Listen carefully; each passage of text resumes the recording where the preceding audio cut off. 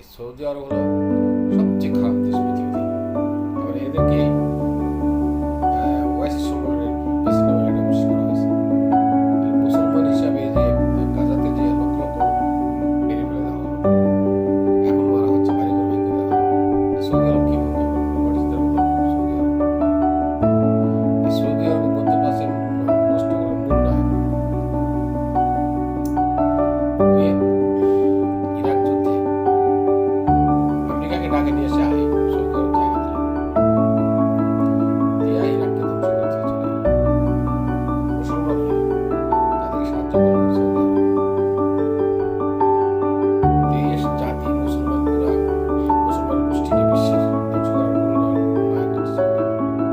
এই সৌদির বিরুদ্ধে আমরা সহ্য করি, সৌদি সরকারের বিরুদ্ধে সহ্য করি। এদের এই যে রাজতন্ত্রটা ভেঙে দিতে হবে। এবং আমরা এরকম মনে মনে প্ল্যান করতে হবে, বিশেষ করে মুসলমান যারা আছে সবাই চাপ দিতে পারি, তোমার দেশে খরচ করতে যাবে না, তুমি এই মধ্যপ্রাচ্যে আমেরিকায় তা আলাদা